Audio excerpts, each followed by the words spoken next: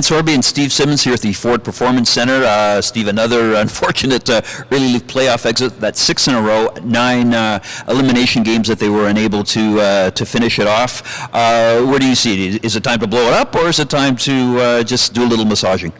I think massaging makes the most sense because of the talent level on this team. And you look and you say, okay, they've lost a pile of playoffs in a row. They've lost a pile of clinching games in a row.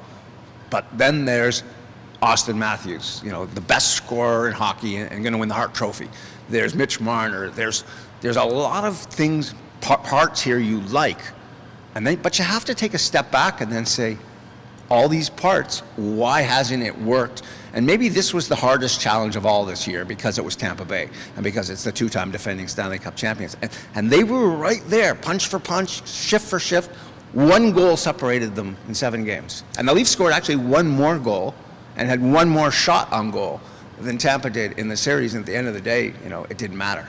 That brings up a very good point, of course, that Jack Campbell is an unrestricted free agent this year. Should be interesting to see how much money it's going to take to keep him, and if some other Maple Leafs have to be sacrificed. Here's what Jack had to say. Yeah, I honestly haven't had any time to think about it. I know it sounds funny, but just winning here means everything to me, and I love the city of Toronto. I love the fans, the support. My teammates are absolutely incredible. The coaching staff, really everything. So, obviously it's a tough loss here right there, and that's all I've had time to think about. But as far as negotiating and all that, that'll be up to Kyle and my agent. And Steve, what's your take on Campbell? Is there more to give there? Is he going to sign a long-term deal? Is he the real deal after a long stretch where Maple Leafs didn't really have that clutch goaltending? Well, I think there are a whole bunch of issues here, and it comes under the title of goaltending, and it starts with what do you do with Peter Mrazek, and how do you get rid of that contract? And how do you find money then to sign Jack Campbell if that's the goalie you want or you choose? The one thing the Leafs can do is they can sit back a little bit here and say, okay, who's going to be a free agent? Is Darcy Kemper going to be a free agent? Do I have interest in him? Is somebody else a free agent? Do I have interest in him? Is there somebody wants to trade I might have interest in?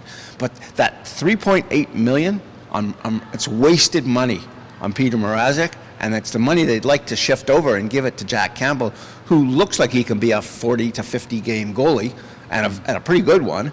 I don't think he could be a 65 like you see some of the elite guys, but he's going to be in that $4 million plus range. You can't have that much money in your goalies when money is as tight as it is with the Leafs.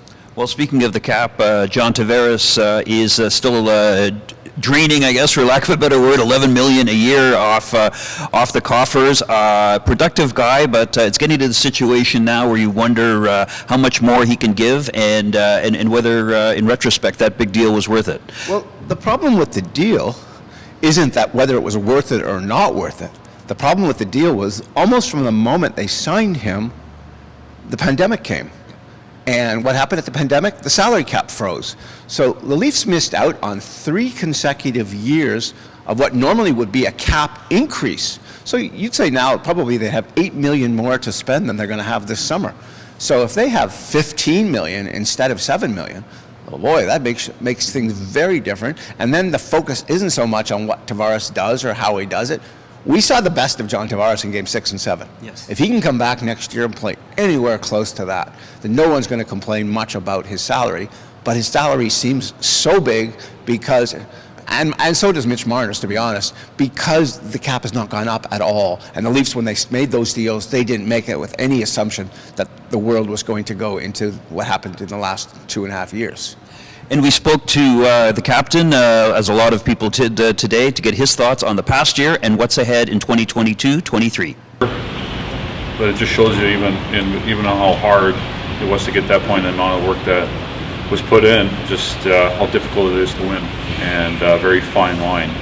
And we want to be on the right side of that, and we haven't gotten there yet. So just to continuing making ourselves uncomfortable and pushing ourselves to get to levels that we haven't gotten to, and doing everything we can, doing everything we can to help us get us there.